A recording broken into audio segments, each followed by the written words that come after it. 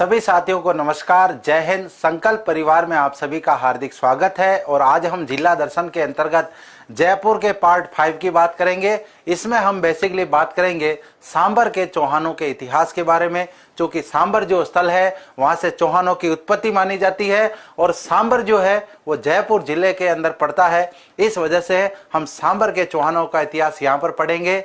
यहाँ पर हम वासुदेव चौहान से लेकर के पृथ्वीराज फर्स्ट तक का इतिहास पढ़ेंगे। उसके बाद में अजय राज जी ने अजमेर दुर्ग की स्थापना की, अजमेर नगर की स्थापना की। वहां से जो है वो अजमेर का राजवंश स्टार्ट हो जाता है, अजमेर के चौहानों का इतिहास प्रारंभ हो जाता है। आज हम बात करने वाले हैं सांबर के चौहानों के बारे में, जहां से सांबर के चौहानों की उत्पत्ति मानी जाती है। सभी साथियों को नमस्कार है, सभी को प्रणाम है। जितने भी साथी लाइव आ चुके हैं, एक बार सभी साथी क्लास को लाइक कर दें, अपने मित्रों के साथ शेयर कर दें।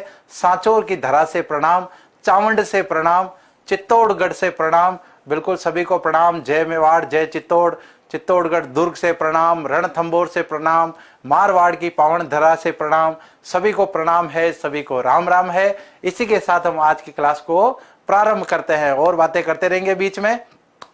रोहित जी कह रहे हैं अजमेर से हूं, बिल्कुल आपके अजमेर की बात भी करेंगे। बाड़मेर से सिराराम जी सारण, आपको प्रणाम, सभी को राम राम। और इसी के साथ आज की क्लास को प्रारंभ करते हैं। बात करते हैं सांबर के चौहानों के बारे में। सांबर के चौहानों में हम सबसे पहले बात करें तो चौहानों की उत्पत्ति को लेकर भी एग्जाम में कई बार प्रश्न आ जाते हैं, लेकिन ये जो बेसिकली टॉपिक है, ये टॉपिक किसका है? ये टॉपिक है हिस्ट्री का। और यहाँ पर हमारे काम का जो टॉपिक है उसको हम यहाँ पर डिस्कस करेंगे। तो यहाँ पर हम बेसिकली बात करते हैं चौहानों के बारे में। चौहान, तो यहाँ पर यदि हम बात करें तो चौहानों के बारे में इनका मूल स्थान जो है, मूल स्थान वो माना जाता है सांबर।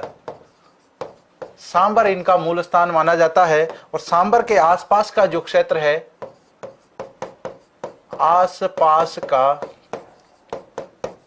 क्षेत्र सपाद लक्ष्य के नाम से जाना जाता है। सपाद लक्ष्य। और सपाद लक्ष्य क्या होता है? तो यहां पर 1.25 लाख ग्रामों का समूह है। यहां पर पहले कभी 1.25 लाख गांवों का समूह हुआ करता था, इस वजह से इसे सपाद लक्ष्य कहते थे। और यदि हम इसकी राजधानी की बात करें तो राजधानी कहां पर थी? राजधानी थी भाई अही छत्रपुर। अही छत्रपुर जो वर्तमान में नागौर का क्षेत्र है उसे अही छत्रपुर कहते थे। और अही छत्रपुर की यदि हम बात करें तो ये जांगल प्रदेश की भी राजधानी थी। जांगल देश या जांगल प्रदेश की भी कभी ये राजधानी रह चुकी है। तो चौहानों के मूल स्थान के बारे में एग्जाम में कई बार पूछा जाता है। चौहानों के बारे में जो जानकारी के स्रोत हैं, उन स्रोत के अंदर हम बात करें, जानकारी के स्रोत, इनके बारे में हम बार बार पढ़ेंगे, इसलिए हम उन स्रोतों के बारे में थोड़ी सी चर्चा कर लेते हैं। एक है बिजोलिया शिलालेख। बिजोलिया शिलालेख, इसकी हम बार बार बात करते रहेंगे बीच में। दूसरी आएगी बात पृथ्वीराज विजय की। पृथ्वीराज विजय की। इसके अलावा तीसरा नाम आएगा पृथ्वीराज रासो की। पृथ्वीराज रासो। अब यहां पर ये एक ऐसे स्रोत है जिनके बारे में सबसे ज्यादा, चौहान राजवंश के बारे में सबसे ज्यादा प्रश्न यहां से आते हैं। बाकी किन किन विद्वानों ने इनके बारे में क्या क्या कहा है वो एक अलग मत है। लेकिन यहां पर यदि हम बात करें कि बिजोलिया शिलालेख से और इनसे क्या क्या हमें जानकारी मिलती है, यहां पर बिजोलिया शिलालेख से यदि हम बात करें 1170 ईस्वी के आसपास का यह शिलालेख माना जाता है। इससे हमें वासुदेव चौहान के बारे में जानकारी मिलती है। और इसके अलावा आगे भी जो चौहान शासक है उनके बारे में भी हमें जानकारी मिलती है। इसके बारे में भी प्रमाणिक जानकारी मिलती है। जयानक ने इसकी रचना की थी। प्रमाणिक जानकारी, जो जानकारी है वो हमें पृथ्वीराज विजय से मिलती है। लेकिन पृथ्वीराज विजय के अंदर पृथ्वीराज चौहान तृतीय के समय जो दोनों युद्ध होते हैं उन युद्धों का इसमें कोई वर्णन नहीं है, क्योंकि पृथ्वीराज के जन्म से लेकर के 1191 तक का इसमें उल्लेख है। 1191 और 92 में हुए दोनों तराइन के युद्धों का इसमें कोई उल्लेख नहीं है। बिल्कुल बिजोलिया से साथी प्रणाम कर रहे हैं, लाइक करें। बिल्कुल यहां पर हम बात कर रहे हैं इसके अलावा कि पृथ्वीराज रासो चंद्र बरदाई ने इसकी रचना की थी, चंद्र बरदाई। और इसके अंदर हम यदि हम बात करें तो अग्निकुंड सिद्धांत का उल्लेख मिलता है। अग्नि कुंड सिद्धांत, अग्निकुंड सिद्धांत का जो है वो हमें पृथ्वीराज रासो में उल्लेख मिलता है। चंद्र बरदाई जो थे जाति से भाट थे, पृथ्वीराज चौहान तृतीय के मित्र माने जाते हैं, उनके दरबारी रत्नों में प्रमुख माने जाते हैं। पृथ्वीराज चौहान तृतीय के बारे में जो विस्तृत जानकारी है वो इन्हीं के द्वारा दी जाती है। इसके अलावा हम बात करें सूर्यमल मिश्रण जो है वो भी इस अग्निकुंड सिद्धांत का समर्थन करते हैं। बाकी जैसे D.R. Bhandarkar, colonel James Tod, जो अलग अलग विद्वान हैं, डॉक्टर G.H. ओझा, सभी अपने अपने मत प्रतिपादित करते हैं। विदेशी इनको विदेशी बताते हैं, ब्राह्मण इनको ब्राह्मण बताते हैं, राजपूत इनको अलग बताते हैं, कोई सूर्यवंशी कोई चंद्रवंशी, इस प्रकार के बहुत सारा इनका एक प्रकार से हम कह सकते हैं उत्पत्ति को लेकर भी काफी मतभेद है विद्वानों के अंदर। तो बिजोलिया शिलालेख से, जो कि एक प्रमुख शिलालेख है, इससे वासुदेव के बारे में और विशेष रूप से इसके बाद की जो घटनाएं हैं वो इसमें मिलती है। पृथ्वीराज विजय, जो कि जयानक पृथ्वीराज विजय पृथ्वीराज के समय रचित होती है और ये एक ऐतिहासिक स्रोत माना जाता है। ऐतिहासिक स्रोत, जबकि पृथ्वीराज विजय को लेकर बहुत सारे विद्वानों ने इसे कपोल कल्पना भी बताया है। बहुत सारे विद्वान इस बात पर विश्वास भी नहीं करते हैं, लेकिन हम यहाँ पर कह सकते हैं फिर भी ये पृथ्वीराज चौहान और चौहान राजवंश के बारे में जो जानकारी है वो इससे मिलती है। इसमें अग्निकुंड सिद्धांत जो है इसका क्या है वर्णन है। अग्निकुंड सिद्धांत जो है ये यज्ञ कहाँ पर हुआ था? यज्ञ हुआ था माउंट आबू में। माउंट आबू में, माउंट आबू कहाँ पर है? सिरोही के अंदर है। इसके अंदर यज्ञ किसने किया था? ऋषि वशिष्ठ ने ये यज्ञ किया था। ऋषि वशिष्ठ ने ये यज्ञ किया था। इससे 4 योद्धाओं की उत्पत्ति होती है। 4 योद्धा, क्योंकि यहां पर ऋषि जब यज्ञ करते थे, तपस्या करते थे, तो राक्षस प्रवृत्ति के जो लोग थे वो इनको आगे परेशान करते थे, इनके यज्ञ में बाधा पहुंचाते थे। इस वजह से इन्होंने क्या किया, इस यज्ञ का अनुष्ठान किया और इससे जो 4 योद्धाओं की उत्पत्ति होती है वो योद्धा कौन कौन है उनकी हम बात करते हैं। तो यहां पर सबसे पहले जो यदि हम बात करें तो सबसे पहले प्रतिहार, परमार, चौहान और चालुक्य, इन्हीं को सोलंकी भी कहते हैं।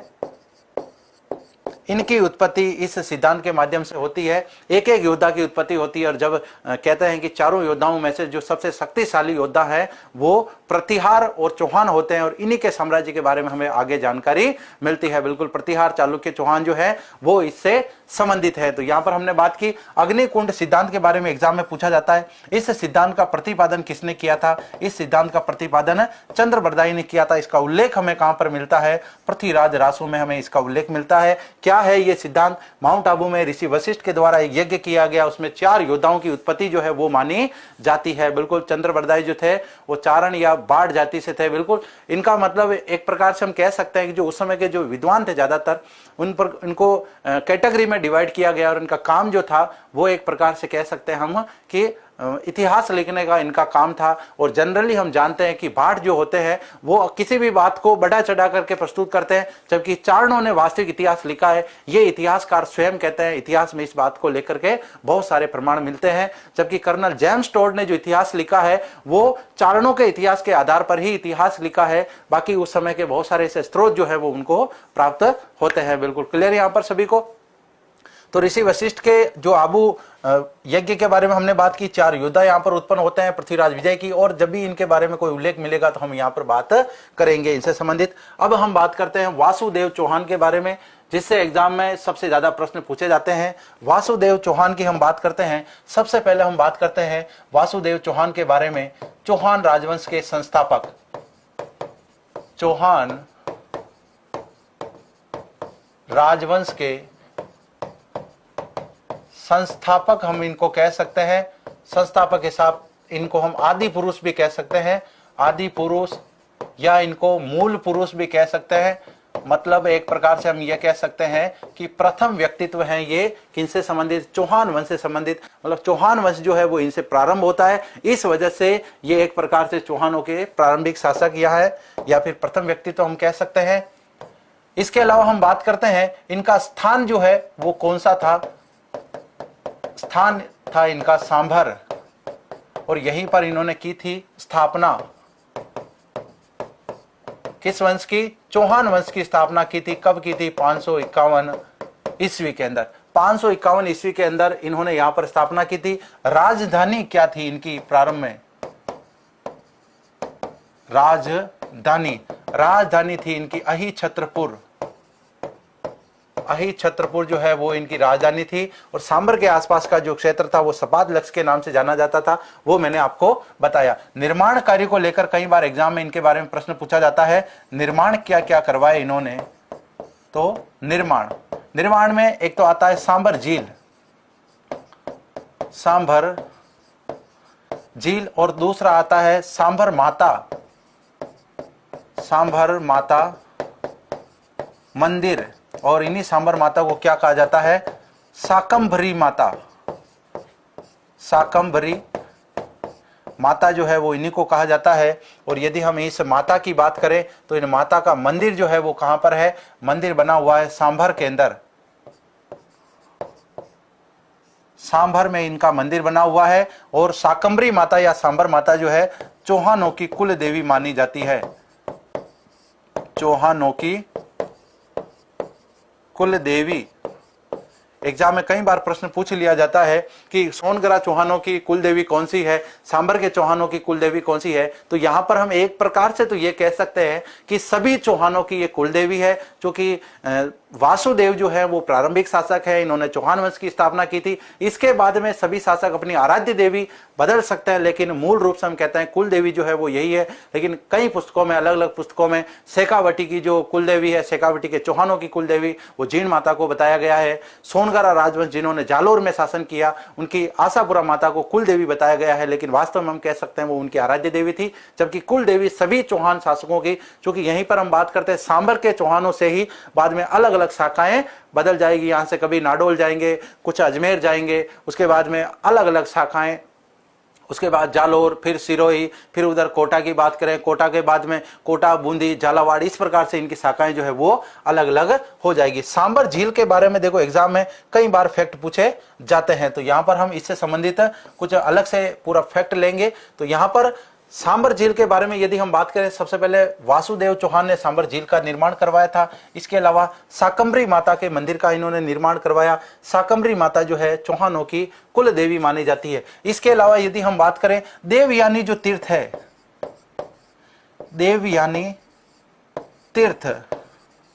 देवयानी तीर्थ भी इन्होंने स्थापित किया था, ऐसा भी हमें पुस्तकों में देखने को मिलता है। तो यहां पर हम लिख सकते हैं संस्थापक देवयानी तीर्थ जो है उसकी स्थापना भी इन्होंने की थी। और इस तीर्थ के बारे में यदि हम बात करें, इसे तीर्थों की नानी कहा जाता है। तीर्थों की नानी इसे कहा जाता है। कौन से तीर्थ को? देवयानी तीर्थ को। एग्जाम में कई बार पूछा गया है। देवयानी तीर्थ है कहां पर? सांबर के निकट ये तीर्थ पड़ता है, और यहीं पर हम बात करें इसे तीर्थों की नानी कहा जाता है। और सांबर के पास ही हम बात करते हैं, अभी झील के बारे में हम पूरी डिटेल से बात करते हैं कि सांबर झील के बारे में एग्जाम में हमारे क्या क्या प्रश्न बन सकता है। बहुत ही मोस्ट इंपोर्टेंट है। पहली बात तो हम इनसे संबंधित यह कर सकते हैं, राजस्थान की सबसे बड़ी झील, राजस्थान की सबसे बड़ी झील, या फिर राजस्थान की सबसे बड़ी खारे पानी की जो झील है, राजस्थान की सबसे बड़ी खारे पानी की झील जो है वो भी इसी को हम कह सकते हैं। राजस्थान की सबसे बड़ी झील के बारे में पूछ लिया जाए, राजस्थान की सबसे बड़ी खारे पानी की झील के बारे में पूछ लिया जाए, दोनों के आंसर जो है वो सांबर झील ही होंगे। लेकिन यदि ऐसा प्रश्न पूछ लिया जाए राजस्थान में मीठे पानी की सबसे बड़ी झील कौन सी है, चाहे वो प्राकृतिक पूछे चाहे वो कृत्रिम पूछे, वो जयसमंद झील आएगी जो कि उदयपुर में पड़ती है। अब इस झील को लेकर कई बार एग्जाम में अलग अलग प्रकार के प्रश्न पूछे जाते हैं। ये जो आपको चित्र दिख रहा है ये जनरली सैटेलाइट से लिया हुआ है 2010 में। 2010 में नासा द्वारा लिया गया चित्र। नासा ने 2010 में ये चित्र लिया था सांबर झील के बारे में। ये झील दिखने में अपने को ऐसे ही छोटी दिख रही है यहाँ पर फोटो में, लेकिन यदि हम इस झील के बारे में बात करें तो झील की लंबाई चौड़ाई को लेकर भी कई बार एग्जाम में प्रश्न पूछ लिए जाते हैं। तो यहाँ पर हम बात करते हैं झील की लंबाई और चौड़ाई और गहराई। तो यहां पर हम बात करते हैं, अलग अलग पुस्तकों में आपको अलग अलग वर्णन मिल सकता है। क्योंकि ये झील मूल रूप से यदि हम बात करें तो इसकी लंबाई कितनी है, 12 से 35 किलोमीटर। 12 किलोमीटर तो जनरली इसकी है ही, वर्षा काल में ये 35 किलोमीटर लंबी हो जाती है। चौड़ाई की यदि हम बात करें 3 से 11 किलोमीटर, मतलब कहीं कहीं ये 3 किलोमीटर चौड़ी है, कहीं कहीं ये 4 किलोमीटर है, कहीं 5 है, कहीं 6 है। वर्षा काल में यदि हम बात करें 11 किलोमीटर इसकी चौड़ाई हो जाती है। गहराई की बात करें 3 से 5 मीटर। मतलब ये जो झील है ये एक प्रकार से ज्यादा गहरी नहीं है, लेकिन फिर भी इसमें 3 से 5 मीटर तक जो है वो नीचे नमक प्राप्त होता है। इसके अलावा यदि हम बात करें समुद्र तल से ऊंचाई, समुद्र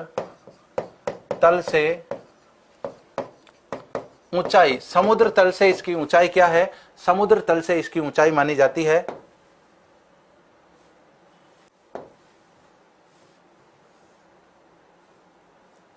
समुद्र तल से इसकी ऊंचाई मानी जाती है 1200 फीट।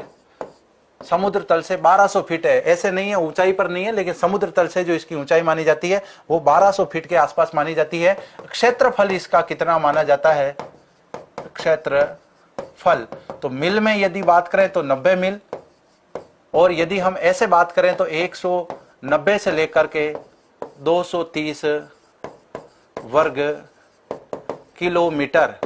ये दो आंकड़े इसलिए आ रहे हैं कि झील जो है जनरली उसमें पानी होता है, लेकिन इसमें मतलब ये कोई नदी तो है नहीं कि 12 माह से प्रवाहित होती है। वर्षा काल में इसमें पानी आ जाता है, आसपास की बहुत सारी नदियों से इसमें पानी आता है। कौन कौन सी नदी का पानी इसके अंदर गिरता है उसकी हम बात करते हैं। तो खारी, खंडेला,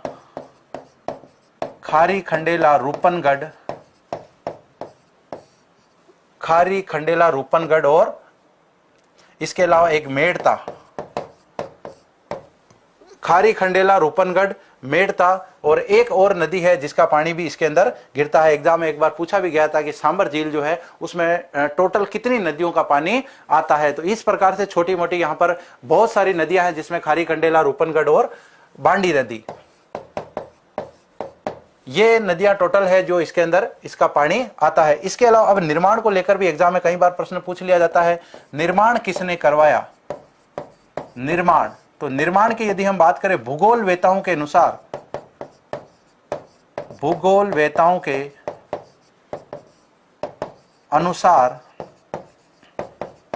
भूगोल वेता तो ये कहते हैं ये झील प्राकृतिक है।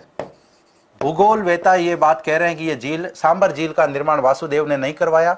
भूगोल वेता कह रहे हैं ये झील मूल रूप से क्या है, प्राकृतिक ये झील है। लेकिन यदि हम बात करें बिजोलिया शिलालेख के अनुसार, बिजोलिया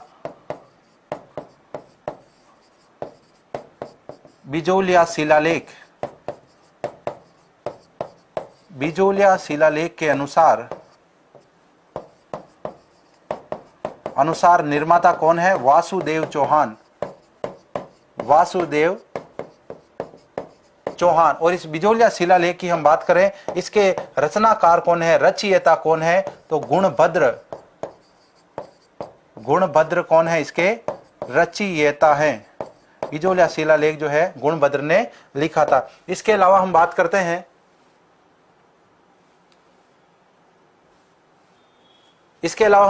हैं, और क्या क्या निर्माण को लेकर हमें जानकारी मिलती है। तो और जानकारी मिलती है पृथ्वीराज विजय के अनुसार, पृथ्वीराज विजय के अनुसार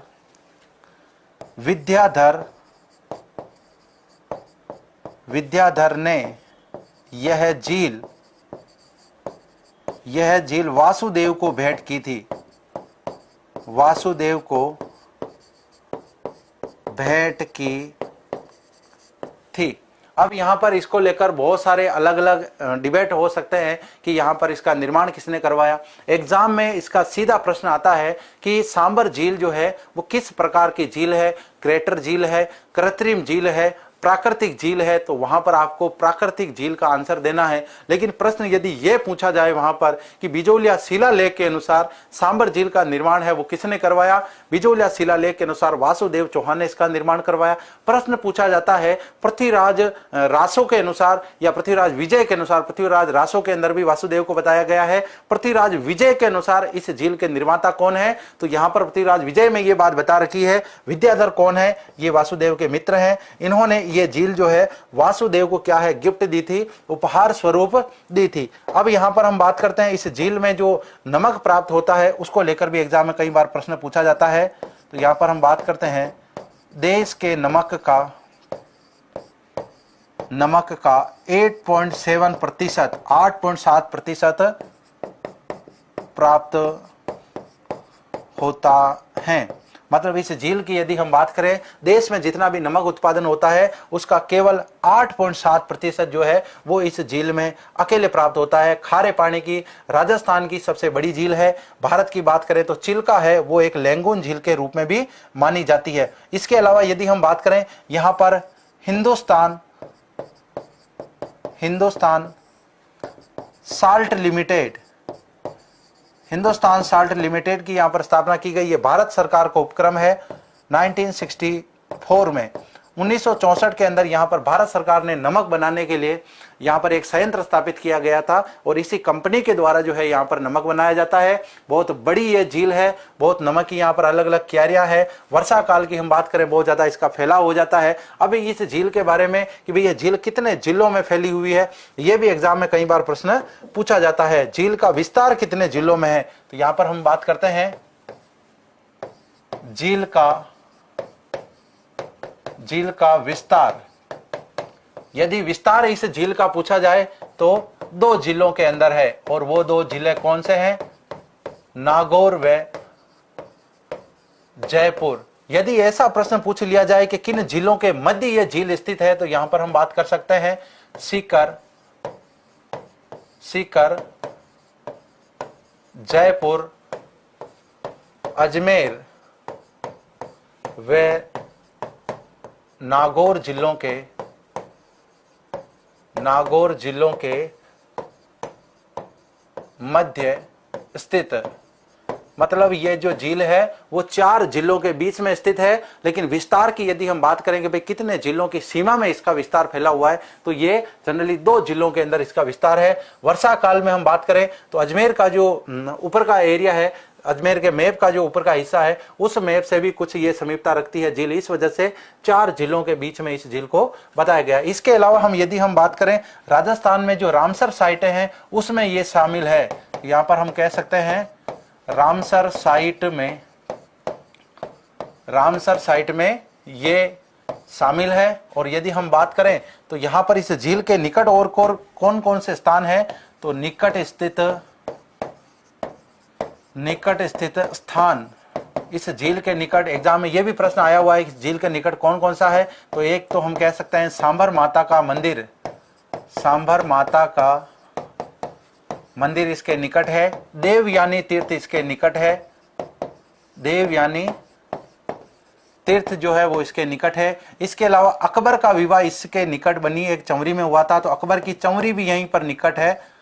अकबर की चंवरी जो है वो भी यहां पर निकट ही है। अकबर का विवाह जो है यहीं पर हुआ था। विवाह हुआ था 1562 के अंदर। और किसके साथ हुआ था, हरकाबाई के साथ हुआ था। हरकाबाई कौन थी, भारमल की पुत्री थी। ये सारे जो है सांबर झील के से संबंधित कुछ महत्वपूर्ण फैक्ट हैं जिससे सबसे ज्यादा एग्जाम में प्रश्न पूछे जाते हैं। झील का निर्माण किसने करवाया, झील कितने जिलों में फैली हुई है, झील का आकार किस प्रकार से है, लंबाई चौड़ाई वगैरह इसकी कितनी है, गहराई इसकी कितनी है, निकट स्थित स्थानों से संबंधित इसका क्या महत्व है। इस प्रकार की बहुत सारी जानकारी जो है वो सांबर झील के बारे में पूछी जाती है और यहाँ पर हमने सांबर झील के बारे में पूरी डिटेल से बात की है। इसके बाद में अब हम बात करते हैं इसे इसके बाद हम बात करते हैं दुर्लभ राज के बारे में। दुर्लभ राज को लेकर भी एग्जाम में कई बार प्रश्न पूछा जाता है। वासुदेव के बाद में ये शासक बनते हैं, तो क्या प्रश्न है इनसे संबंधित?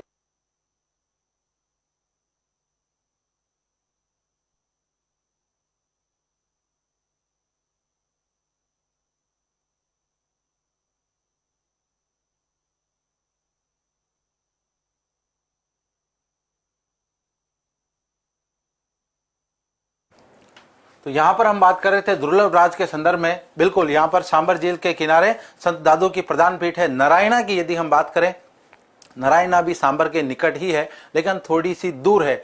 और सबसे ज्यादा निकटता की यदि हम बात करें तो वो स्थान कौन से हैं? वो स्थान है यहाँ पर सांबर माता का मंदिर, बिल्कुल इसके निकट ही है। देव यानी तीर्थ जो है बिल्कुल निकट है। अकबर की चमरी, चूंकि इनके बारे में तो हमें उल्लेख मिलता है कि सांबर में अकबर का विवाह हुआ था, और भी बहुत सारे ऐसे फैक्ट जो हैं वो हमें मिलते हैं। दुर्लभ राज के बारे में क्या क्या प्रश्न एग्जाम में पूछा जा सकता है? तो भाई यहां पर हम बात करते हैं कि कन्नौज पर अधिकार को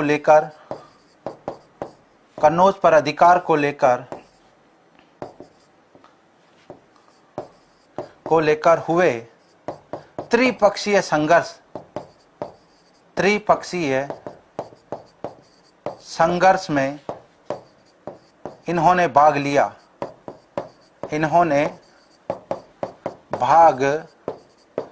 और किन की तरफ से लिया? तो यहां पर हम लिख सकते हैं प्रतिहारों की ओर से भाग लिया। प्रतिहारों की ओर से भाग लिया। वत्सराज यहाँ के शासक थे उस समय। इनके साथ यदि हम त्रिपक्षीय संघर्ष की बात करें, कन्नौज जो है उसके अधिकार को लेकर के दक्षिण के राष्ट्रकूट, इधर पश्चिम की तरफ प्रतिहार, और पूर्वी भारत की तरफ जो थे वो पाल वंश के शासक थे। उनके बीच में कन्नौज के अधिकार को लेकर के एक त्रिपक्षीय संघर्ष शुरू हो जाता है, जो लगभग कहते हैं कि 100 वर्षों तक ये संघर्ष चलता है, और फाइनली है उसके बाद में वहां पर जो है वो संघर्ष समाप्त होता है। उस संघर्ष के अंदर एग्जाम में प्रश्न पूछा जा सकता है, चौहान शासक कौन है प्रथम जिन्होंने त्रिपक्षीय संघर्ष के अंदर क्या है भाग लिया? और वो है दुर्लभ राज। इसके अलावा हम बात करते हैं नेक्स्ट यहां पर हम बात करते हैं गुवक प्रथम। गुवक प्रथम के बारे में एग्जाम में क्या प्रश्न बन सकता है? तो इनके बारे में यह है, इन्होंने हर्ष भैरुनाथ मंदिर का निर्माण करवाया।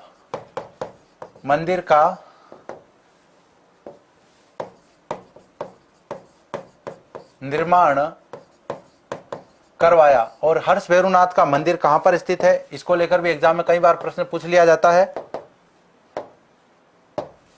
मंदिर कहां पर है? सीकर जिले के अंदर है। और यदि हम बात करें इनके बारे में, हर्ष भैरुनाथ के बारे में, तो चौहानों के कुल देवता ये माने जाते हैं। कुल देवता कह दो या फिर इनको इष्ट देवता कह दो। इष्ट देवता, जनरली इष्ट देवता का मतलब आराध्य देवता होता है, लेकिन एग्जाम में पूछा भी जा सकता है, किताबों में ये दिया हुआ है कि हर्ष भैरुनाथ जो है, इस मंदिर का निर्माण जो है वो गुवक के द्वारा करवाया जाता है। और भैरुनाथ जो है, हर्ष भैरुनाथ जो है, वो चौहानों के कुल देवता माने जाते हैं। अब चौहान कौन से हैं? सांबर के चौहानों के कुल देवता माने जाते हैं। तो यहां पर हम बात करते हैं कौन से चौहान है? सांबर के चौहान। और कुल देवी की यदि हम बात करें, सांबर के चौहानों की कुल देवी, तो अभी हम बात कर रहे थे कुल देवी जो है वो कौन मानी जाती है? सांभर माता। और सांबर माता को क्या कहते हैं? शाकंभरी माता जो है वो सांबर माता को ही कहा जाता है। बिल्कुल क्लियर है यहां तक सभी साथियों को? हाँ जी, जितने भी साथी लाइव हैं क्लास को लाइक और शेयर करना ना भूलें। बिल्कुल लाइव का आंकड़ा सही चल रहा है, कुछ ही साथी बाकी चल रहे हैं जो कि डेली लाइव आते हैं। सभी के कमेंट में देख पा रहा हूं, लेकिन बाद में कमेंट फास्ट चलते हैं। शुरुआत में कुछ जो हाईलाइट कमेंट होते हैं मैं उन्हीं के नाम ले पाता हूं। कुछ साथियों को ऐसा लगता है कि सर हमारे तो नाम ही नहीं ले रहे, तो बिल्कुल सभी के नाम लेंगे, कोई दिक्कत वाली बात नहीं है। चौहानों के जो कुल देवता है, जमुना जी रेगर कह रहे हैं कि चौहानों के कुल देवता है वो हर्षनाथ जी माने जाते हैं। इसके अलावा हम बात करते हैं कि इसके बाद में कौन शासक बनते हैं? गुवक द्वितीय जो है वो इनके बाद में शासक बनते हैं। पहले शासक कौन है? गुहक प्रथम है। दूसरे शासक कौन है? गुहक द्वितीय है। कई बार इनके बारे में भी कहा जाता है कि इन्होंने भी क्या है, त्रिपक्षीय संघर्ष में भाग लिया। ये सामंत किनके थे? सामंत थे ये प्रतिहारों के। तो यहाँ पर एक नोट लगा करके लिख सकते हैं, नोट, चौहान प्रारंभ में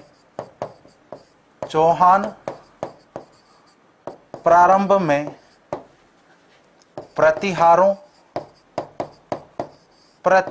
व गुहिलों के सामंत थे। गुहिलों के सामंत थे।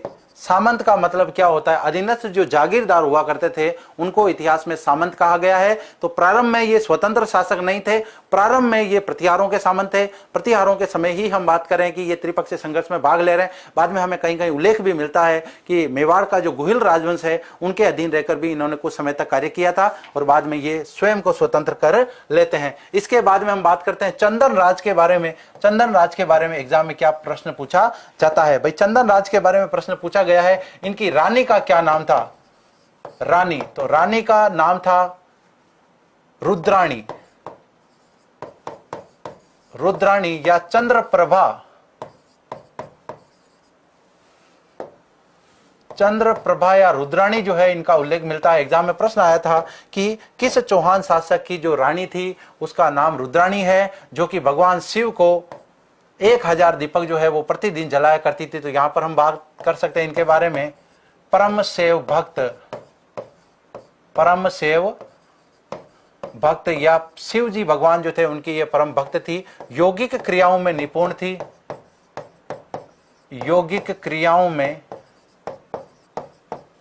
यौगिक क्रियाओं में निपुण, योग जो होता है उसकी क्रियाओं में निपुण थी, काफी जानकारी थी इनको। और यहां पर हम बात करें पुष्कर के अंदर, पुष्कर में भगवान शिव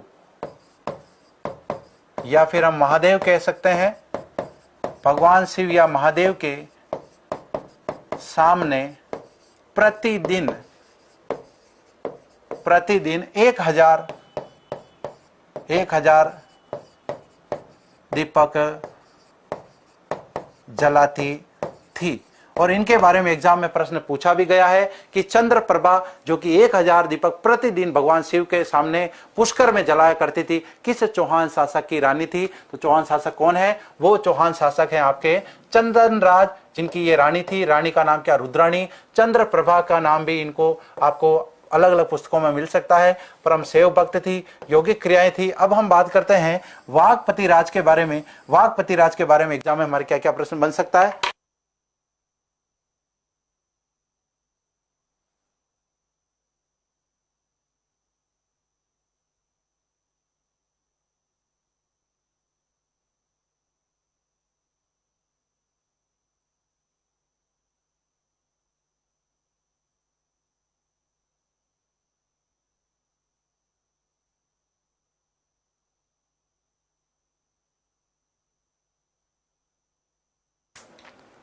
वाघपति राज के बारे में हमारे क्या क्या प्रश्न बन सकता है? इनके बारे में प्रश्न बन सकता है, पहला प्रश्न यही बन सकता है कि इनको 188 युद्धों का विजेता बताया गया है। 188 युद्धों का विजेता, 188 युद्धों का विजेता इनको किसमें बताया गया है? पृथ्वीराज विजय में बताया गया है। चौहानों के प्रथम शासक जिन्होंने महाराजा की उपाधि धारण की, महाराजा की उपाधि धारण की। चौहानों के प्रथम शासक हैं जिन्होंने महाराजा की उपाधि धारण की। अब तक हम इन शासकों के नाम देखते आ रहे हैं, हमें महाराजा कहीं नाम नहीं मिल रहा है। इनका नाम, वास्तविक नाम चौहानों के नाम से इनका नाम मिल रहा है, लेकिन यहां पर जो है उपाधि क्या मिल रही है? उपाधि महाराजा की मिल रही है। और 188 युद्धों का इनको विजेता बताया गया है। एग्जाम में प्रश्न आया हुआ भी है, वह चौहान शासक जो कि 188 युद्धों के क्या है? विजेता हैं। और वो कौन है? वाघपति राज जो है वो यहाँ पर 188 मतलब युद्धों के विजेता माने जाते हैं। सिंह राज के बारे में और विग्रह राज के बारे में, सिंह राज एक इंपॉर्टेंट शासक है यहाँ के, और विग्रह राज की हम यहाँ पर बात करें, विग्रह राज भी यहाँ पर एक इंपॉर्टेंट शासक है। बिल्कुल मैं आप सभी के कमेंट देख पा रहा हूँ, कोई दिक्कत नहीं है। 8 बजे से अपनी क्लास चल रही है। प्रेम जी सर की कल क्लास चलेगी, बिल्कुल कोई दिक्कत नहीं है। हाँ जी, तो बिल्कुल आपस में बातचीत भी कर रहे हैं। यहाँ पर देखो 188 युद्धों के बारे में हमने बात की है।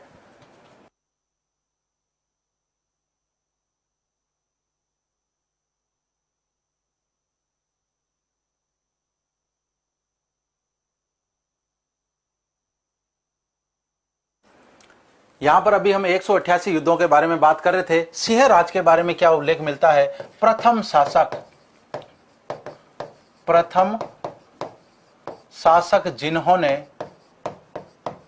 जिन्होंने कौन सी उपाधि धारण की थी? इनकी उपाधि और ज्यादा इंपॉर्टेंट है, परम भट्टारक महाराजाधिराज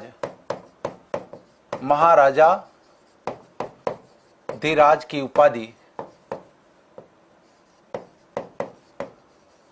उपाधि धारण की। अब यहां पर जो है वो ज्यादातर क्या है, हमें उपाधियों के बारे में ही उल्लेख मिलता है कि किसने कौन सी उपाधि धारण की थी। एग्जाम में इनसे संबंधित प्रश्न बन सकता है। नेक्स्ट प्रश्न की हम बात करते हैं दुर्लभ राज के बारे में और गोविंद राज के बारे में। नाम ही क्या है, दुर्लभ है, तो मतलब इतिहास में भी क्या है, ये दुर्लभ माने जाते हैं। गोविंद राज की बात करें, ये गोविंद राज कौन है? ये गोविंद राज रणथंभौर के चौहानों के शासक में से नहीं है। बिल्कुल रोजाना अपनी क्लास जो है वो 8 बजे चलती है। आज हम जयपुर जिला दर्शन की बात कर रहे हैं। जयपुर जिला दर्शन में हम कौन सी बात कर रहे हैं? हम सांबर के चौहानों के बारे में बात कर रहे हैं। तो उसके बाद क्रमश शासक कौन है? दुर्लभ राज शासक हैं। उसके बाद में गोविंद राज शासक हैं। इनके बारे में इतिहास में उल्लेख थोड़ा हमें कम मिलता है, इसलिए हम इनके बारे में ज्यादा बात नहीं कर सकते। इनमें सबसे ज्यादा इंपॉर्टेंट जो थे वो थे वासुदेव चौहान। इसके बाद में हमने पृथ्वीराज प्रथम की बात की, पृथ्वीराज तृतीय की भी हम बात करेंगे। इसके अलावा हम बात करते हैं, अब यहाँ पर पृथ्वीराज जो है वो हमारे यहाँ पर अंतिम शासक हो जाते हैं, जो कि यहाँ पर इस शाखा से संबंधित है।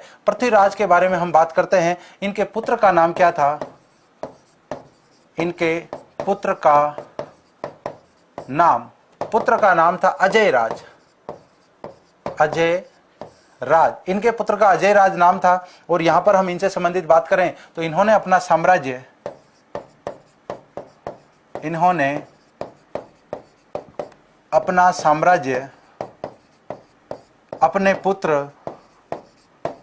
अपने पुत्र अजय राज को सौंप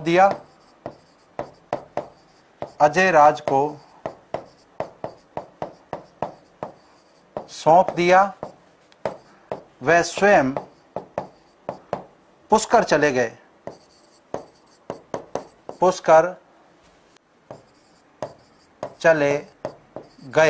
अब यहां पर अजय राज जो है उसके बारे में एग्जाम में कई बार प्रश्न पूछा जाता है। अजय राज जो है इन्होंने अजमेर की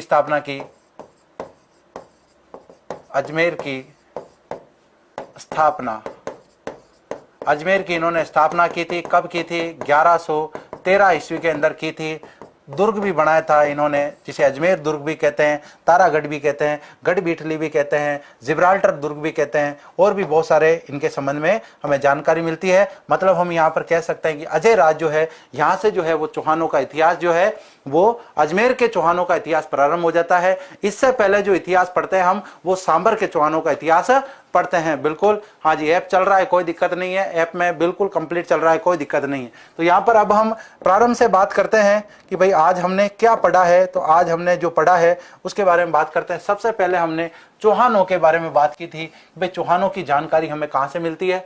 चौहानों का मूल स्थान जो है वो सांबर है। एग्जाम में प्रश्न पूछा गया है कि चौहानों का मूल स्थान कौन सा माना जाता है? सांबर ही शाकंभरी कहलाता था। आसपास का क्षेत्र सपादलक्ष कहलाता था, क्योंकि यहाँ पर 1.25 लाख गांवों का क्या था, समूह था। और सपादलक्ष या सांबर का जो स्थान था उसकी राजधानी क्या थी? उसकी राजधानी थी अहि छत्रपुर, जिसे वर्तमान में नागौर कहते हैं। और अहि छत्रपुर जांगल प्रदेश की राजधानी थी, और जांगल प्रदेश को वर्तमान में बीकानेर के नाम से जाना जाता है। राती घाटी जांगल प्रदेश वही क्षेत्र है जो कि कभी अहि छत्रपुर उसकी राजधानी हुआ करता था। जानकारी के स्रोतों की यदि हम बात करें कि चौहानों के बारे में हमें जानकारी कहां से मिलती है, चौहानों के बारे में लगभग हमें बहुत सारी जानकारी अनेक इतिहासकारों से भी मिलती है, लेकिन जो मूल स्रोत हैं इनकी जानकारी के वो स्रोत हैं बिजोलिया शिलालेख, पृथ्वीराज विजय और पृथ्वीराज रासो। इनके अंदर तो सबसे ज्यादा चौहानों की ही जानकारी है। बिजोलिया शिलालेख जो कि 1170 ईस्वी का है, वासुदेव चौहान के बारे में विशेष रूप से इसमें जानकारी मिलती है। और इसके रचयिता कौन है? तो यहां पर हम बात कर सकते हैं रचयिता। अभी हमने वैसे बात कर ली थी इनकी कि गुणभद्र जो है वो इसके क्या है? रचयिता माने जाते हैं। पृथ्वीराज विजय की हम यहाँ पर बात करें, पृथ्वीराज विजय चौहान राजवंश के बारे में इसमें ऐतिहासिक जानकारी मिलती है, मतलब सर्वाधिक विद्वान जो है वो इसका समर्थन करते हैं कि ये जो है एक प्रकार से इसमें दी गई जानकारी सभी कंप्लीट जानकारी है, कोई भी इसमें कपोल कल्पना वाली जानकारी नहीं है। पृथ्वीराज रासों के अंदर जो जानकारी दी गई है उसमें बहुत सारे विद्वान इस जानकारी को कपोल कल्पना पर आधारित भी मानते हैं। इस यदि हम ग्रंथ के अनुसार बात करें तो इस ग्रंथ में यह कहा गया है कि पृथ्वीराज चौहान तृतीय की जो मृत्यु है वो तराइन के दूसरे युद्ध में नहीं होती है, पृथ्वीराज चौहान तृतीय की मृत्यु गजनी में होती है। जबकि यहां पर अन्य इतिहासकार कहते हैं कि पृथ्वीराज चौहान तृतीय जो है वो यहां पर तराइन के दूसरे युद्ध में लड़ते हुए मारे जाते हैं। चंद्रबरदाई इनके दरबारी विद्वान थे, इन्होंने अग्निकुंड सिद्धांत का प्रतिपादन किया, मतलब अपने ग्रंथ में इन्होंने इसकी जानकारी दी। क्या है ये अग्निकुंड सिद्धांत? इसके अनुसार ऋषि वशिष्ठ ने माउंट आबू में, जो कि सिरोही में स्थान पड़ता है, यहाँ पर एक यज्ञ किया था, 4 योद्धाओं को इसमें उत्पन्न किया था और वही योद्धा आगे चल के एक प्रकार से राजवंश को स्थापित करते हैं। ये सारी जानकारी जो है एक प्रकार से हम कह सकते हैं कि चौहानों के बारे में मिलती है। बाकी इसके बाद में हम बात करें D.R. Bhandarkar, doctor G.H. ओझा, कर्नल जेम्स टॉड और भी बहुत सारे इतिहासकार ऐसे हैं जो कि हमें चौहानों के बारे में अपने अपने ग्रंथों में जानकारी देते हैं, लेकिन सबसे ज्यादा मूल स्रोतों की बात करें तो यही स्रोत माने जाते हैं। इसके अलावा हम बात करें वासुदेव चौहान के बारे में। वासुदेव चौहान जो है वो चौहान राजवंश के संस्थापक माने जाते हैं। कई बार एग्जाम में ये भी पूछ लिया जाता है चौहानों के मूल पुरुष किसे कहा जाता है, चौहानों का आदि पुरुष किसे कहा जाता है। तो यहाँ पर मूल पुरुष और आदि पुरुष के संबंध में भी आपको ध्यान रखना है, हो सके आपको संस्थापक ना पूछ ले और आदि पुरुष और मूल पुरुष पूछ ले। इनका मूल स्थान क्या कहाँ है? चौहानों की जो प्रारंभिक शाखा है वो कहां से प्रारंभ होती है? सांबर से प्रारंभ होती है और यहाँ पर 551 ईस्वी के अंतर्गत वासुदेव चौहान जो है वो सांबर में चौहानों की स्थापना करते हैं। राजधानी इनकी यही छत्रपुर होती है और निर्माण कार्य को लेकर एग्जाम में प्रश्न पूछा जाता है। विशेष रूप से सांबर झील के बारे में प्रश्न आता है, सांबर झील का निर्माण किसने करवाया, सांबर झील की स्थिति क्या है। इसके अलावा सांबर माता का मंदिर बनवाया इन्होंने और यही सांबर माता जिसे शाकंभरी माता के नाम से जाना जाता है, देवयानी तीर्थ जो है वो भी इनके द्वारा स्थापित करवाया जाता है। इस प्रकार की हम यहां पर बात कर सकते हैं और यहां पर हम ये बात भी कर सकते हैं कि सबसे ज्यादा जो हमें जानकारी है वासुदेव के बारे में वो हमें कहां से मिलती है। तो यहां पर हम बात कर सकते हैं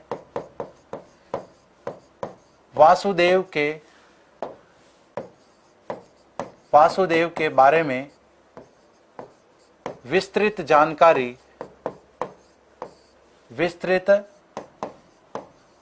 जानकारी बिजोलिया शिलालेख,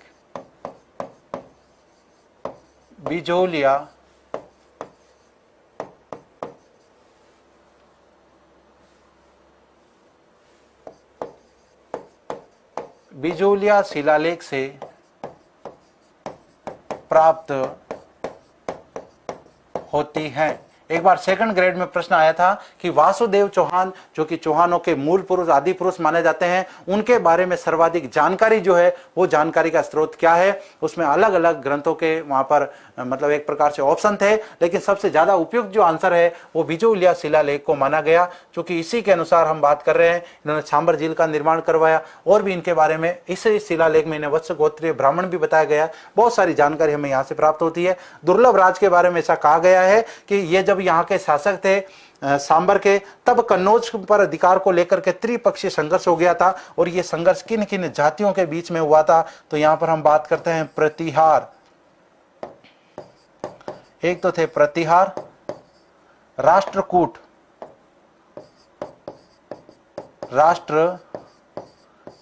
और तीसरे थे पाल। तो पाल थे पूर्वी में, जहां पर अभी पश्चिम बंगाल है ना, वहां पर पहले पाल राजवंश का शासन था। अभी स्पेशली हम बात करें गुजरात और गुजरात से लगता हुआ जो हमारा राजस्थान का एरिया है, यहाँ पर पहले प्रतिहारों का शासन हुआ करता था। और दक्षिणी भारत की यदि हम बात करें तो दक्षिणी भारत में उस समय राष्ट्रकूटों का शासन हुआ करता था। तीनों के बीच में चूंकि कन्नौज जो है वो एक सामरिक स्थिति का ठिकाना था, वहां पर शासन करना और उसके बाद में उसके आसपास के क्षेत्र को मॉनिटर करना बड़ा ही आसान था। तो तीनों ने सोचा कि यदि हमारा कन्नौज के ऊपर हो जाता है तो हम एक प्रकार से पूरे साम्राज्य को हम आराम से रेगुलेट कर सकते हैं, क्योंकि दक्षिण भारत में रहते हुए उत्तर भारत के साम्राज्यों को रेगुलेट करना मुश्किल था। इस वजह से इन्होंने क्या किया, कन्नौज पर अधिकार को लेकर के क्या संघर्ष प्रारंभ कर लिया। और उस समय दुर्लभ राज चौहानों के शासक थे और प्रतिहारों के सामंत थे, तो इन्होंने वत्सराज प्रतिहार की ओर से क्या है भाग लिया था इसमें नेक्स्ट बात करते हैं सांबर झील के बारे में, सांबर झील विशेष के बारे में। सांबर झील का निर्माण वासुदेव चौहान ने करवाया। एक बहुत ही इंपॉर्टेंट ये झील मानी जाती है, एग्जाम की दृष्टि से बहुत ज्यादा इंपॉर्टेंट है। राजस्थान की सबसे बड़ी झील मानी जाती है और राजस्थान की खारे पानी की झीलों में भी बात करें तो सबसे बड़ी झील मानी जाती है। भारत की सबसे बड़ी झील यदि हम लैंगून झील के अंदर काउंट ना करें तब तक तो इसको हम कह सकते हैं, लेकिन चिल्का झील जो है वो भारत की सबसे बड़ी झील मानी जाती है, जो कि एक तटीय झील है, लैंगून झील है। लंबाई, चौड़ाई और गहराई को लेकर एग्जाम प्रश्न आता है। फिक्स कभी नहीं आता कि इसकी चौड़ाई जो है, लंबाई जो है 10 किलोमीटर है, 12 है, 15, ऐसे कभी नहीं आता, क्योंकि यहाँ पर हम बात करें कि अधिकतम क्षेत्रफल और कम क्षेत्र की वर्षा काल की बात करें 35 किलोमीटर इसकी चौड़ाई लंबाई हो जाती है। और यहाँ पर यदि हम बात करें 12 किलोमीटर नॉर्मल टाइम में रहती है। अभी चौड़ाई की बात करें तो अभी तो फैला हुआ है क्योंकि बारिश का समय है। गहराई की बात करें 3 से 5 मीटर तक यहाँ पर क्या मिलता है, नमक मिलता है। क्षेत्रफल की बात करें, मील में भी एग्जाम में प्रश्न पूछा जा सकता है कि कितने मील इसका क्षेत्रफल है, 90 मील। और मील की यदि हम बात करें तो मील के अंदर हम बात करें, मील दो प्रकार के होते हैं। एक मील होता है नॉटिकल माइल जिसे समुद्री मील कहा जाता है, और एक धरातलीय मील होता है। धरातल की मील की यदि हम बात करें 1.6 किलोमीटर की लंबाई एक मील में होती है। यदि समुद्री मील की हम बात करें, समुद्री मील का मतलब समुद्री एक मील बराबर 1.8 भौतिक किलोमीटर। जैसे हमारे 1 किलोमीटर और 800 मीटर की जो लंबाई है वो समुद्र के अंदर 1 मील मानी जाती है, जबकि 1600 मीटर की जो लंबाई है वो भौतिक मीलों में 1 मील मानी जाती है। ये यहाँ पर है। बिल्कुल जिला दर्शन के टेस्ट होते रहते हैं, कोई दिक्कत नहीं है। जिला दर्शन के टेस्ट जिला खत्म होते ही होते रहते हैं। इससे पहले कोहिनूर प्रश्नोत्तरी में हमने 56 क्लासों की बात की थी, उसमें हमने प्रत्येक जिले से संबंधित एक एक महत्वपूर्ण प्रश्नोत्तरी की बात की थी। जो बड़े जिले हैं संभागीय मुख्यालयों में हमने 2-2 क्लास ली थी, और प्रत्येक संभाग से संबंधित हमने 2-2 क्लासों के माध्यम से रिवीजन भी किया था। तो आप यहाँ पर संकल्प परिवार का जो यूट्यूब चैनल है उसमें एक प्ले लिस्ट बनी हुई है स्पेशल जिला दर्शन के नाम से, उसमें आप जाइए और वहां पर प्रश्नोत्तरी के जो कॉलम है उसमें आप आराम से देख सकते हैं। बाकी हम बात करते हैं कि यहाँ पर व्याख्यात्मक जो हमारी क्लास चल रही है, व्याख्यात्मक क्लास में हम अब तक जोधपुर और उदयपुर संभाग की बात कर चुके हैं। अब हम जयपुर संभाग की बात कर रहे हैं। जयपुर संभाग में जयपुर जिला जो है बहुत ही बड़ा जिला है, इसलिए ये यहाँ पर हमारे 5वां पार्ट इसका चल रहा है कंप्लीट सभी साथियों को। हाँ जी, तो यहाँ पर हम बात करें, इसमें नदियां खारी, खंडेला, रूपनगढ़, मेड़ता, मेनथा, इस प्रकार के नाम मिलते हैं जो इसमें गिरती है। ये फोटो जो है ये नासा के द्वारा लिया गया था 2010 में, सैटेलाइट द्वारा लिया गया ये फोटो है। देश के नमक का 8.7% यहाँ से प्राप्त होता है। भूगोल वेता ये कहते हैं कि ये तो झील प्राकृतिक है, इसका निर्माण किसी ने नहीं करवाया था, लेकिन बिजोलिया शिलालेख ये कहता है वासुदेव चौहान ने इसका निर्माण करवाया था। इस शिलालेख की रचना गुणभद्र ने की थी, जबकि पृथ्वीराज विजय में ये लिखा हुआ है कि विद्याधर नाम से वासुदेव के कोई मित्र थे, उन्होंने वासुदेव को इस झील को क्या है भेंट किया था। हिंदुस्तान साल्ट लिमिटेड जो है यहाँ पर एक भारत सरकार की इकाई स्थापित है जो कि यहाँ से नमक प्राप्त करने का कार्य करती है। झील का विस्तार 2 जिलों में मुख्य रूप से माना जाता है, जिसमें नागौर और जयपुर है, जबकि सीकर, जयपुर, अजमेर और नागौर जिलों के मध्य ये झील स्थापित है। रामसर साइट में स्थित है। रामसर साइट राजस्थान में।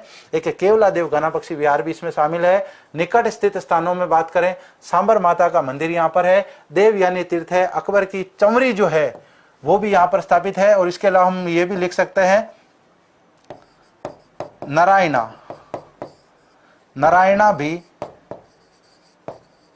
निकट है। बिल्कुल, नारायणा भी जो है वो एक प्रकार से यहाँ पर निकट है, जिसका संबंध किससे है, दादूपन से इसका संबंध है। इस प्रकार से हम बात करें, जैसे गलता जी की हमने बात की थी, गलता जी का संबंध रामानंदी संप्रदाय से है। रामानंदी संप्रदाय जो है यहाँ पर वहाँ के शासक पृथ्वीराज के समय में शास्त्रार्थ होता है चतुर्नाथ के बीच में, और यहाँ पर राम यदि हम बात करें कृष्णदास पहियारी के बीच में, और वहां पर कृष्णदास पहियारी जो है उस शास्त्रार्थ के अंदर विजय हो जाते हैं, और शास्त्रार्थ में विजय होते ही वहां पर जो उस शासन की यदि हम बात करें, वहां के जो शासक हैं उनके ऊपर उनका प्रभाव पड़ता है, और बाद में वहां पर उन्हीं का एक प्रकार से आधिपत्य हो जाता है। रामानंदी संप्रदाय जो है उसके बाद पूरी तरीके से वहां पर स्थापित हो जाता है। पृथ्वीराज जो है वो उसके अनुयायी बन जाते हैं। बिल्कुल, मैथ की क्लास भी बहुत जल्द आपके लिए स्टार्ट होगी, कोई टेंशन वाली बात नहीं है।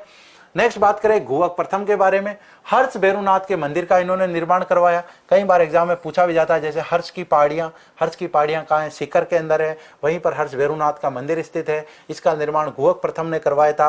ये सीकर जिले में मंदिर है। चौहान शासकों के कुल देवता माने जाते हैं। कहीं कहीं इष्ट देवता भी आपको लिखा हुआ मिलता है। कुल देवी की बात करें, सांबर माता जिसे शाकंभरी माता कहते हैं, कंद फूलों वाली देवी भी इसे कहा जाता है। इस वजह से शाकंभरी माता जो है वो सबसे ज्यादा फेमस नाम है। भाई शाकंभरी माता जो है वो सांबर के चौहानों की कुल देवी है।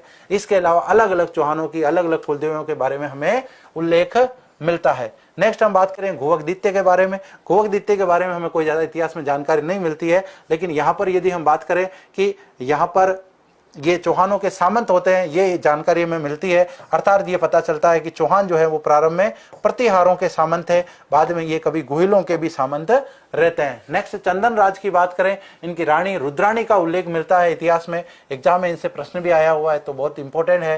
ये परम सेव भक्त थी, योगिक क्रियाओं में निपुण थी। पुष्कर में भगवान शिव के मंदिर के सामने 1000 दीपक रोजाना जलाती थी। उसके बाद ही कहते हैं कि ये अन्न जल ग्रहण करती थी, ऐसा इनका कोई नियम था। तो एग्जाम में इनसे संबंधित प्रश्न पूछा गया है और बहुत ज्यादा इंपॉर्टेंट है। वाघपति राज के बारे में ऐसा कहा जाता है कि इन्होंने 188 युद्ध जीते थे, मतलब 188 युद्ध लड़ने के बाद जीते, इसलिए 188 युद्धों का इनको विजेता कहा जाता है। प्रथम शासक है जिन्होंने महाराजा की उपाधि धारण की थी, ये भी बहुत ज्यादा इंपॉर्टेंट है। शासकों की उपाधियों को लेकर एग्जाम में कई बार प्रश्न पूछा जाता है। सिद्धराज के बारे में, इन्होंने परम भट्टारक महाराजाधिराज की उपाधि धारण की थी और ऐसी उपाधि धारण करने वाले चौहानों में अब तक प्रथम शासक माने जाते हैं।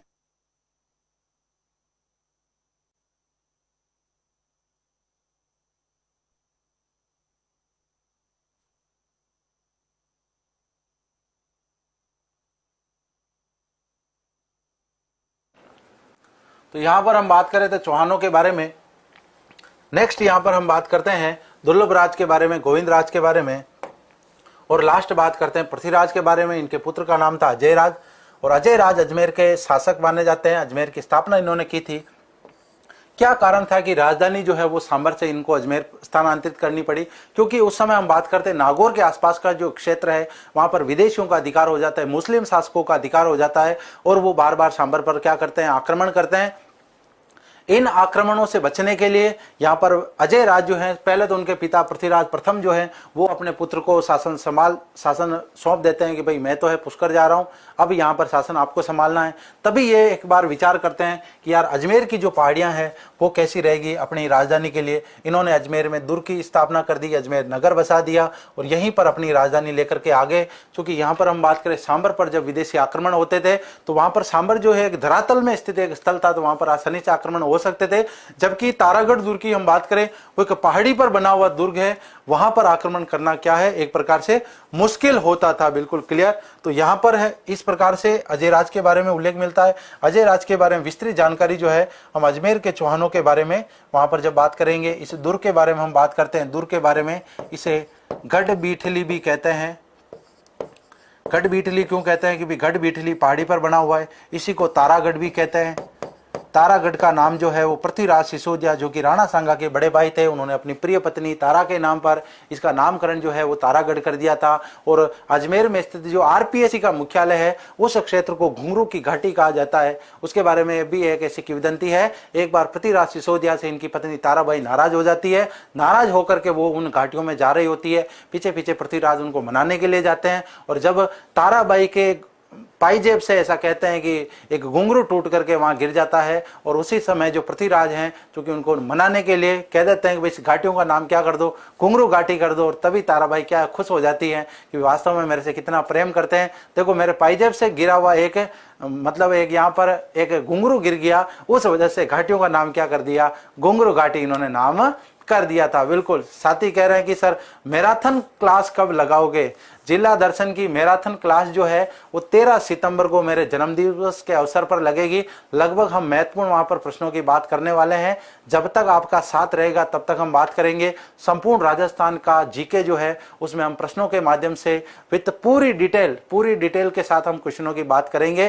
तो अति शीघ्र मुझे भी उस समय का इंतजार है, आप सभी साथियों को भी इंतजार है। तब तक हम जिला दर्शन जो है आराम से व्याख्यात्मक चला रहे हैं। बिल्कुल। हाँ जी, घुंघरू टूट करके गिर गया था, इस वजह से क्या है उस स्थल का नाम जो है वो घुंघरू घाटी पड़ गया है। वास्तव में आरपीएससी जो है वो कहां पर बसा हुआ, एग्जाम में पूछा गया है।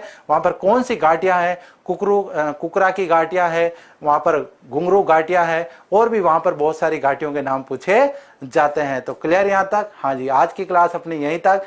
कल हम बात करेंगे जयपुर के दुर्गों के बारे में। जयपुर में बहुत सारे दुर्ग हैं, दुर्गों का क्या इतिहास रहा है वो कल हम बात करने वाले हैं। तब तक हम अनुमति लेते हैं।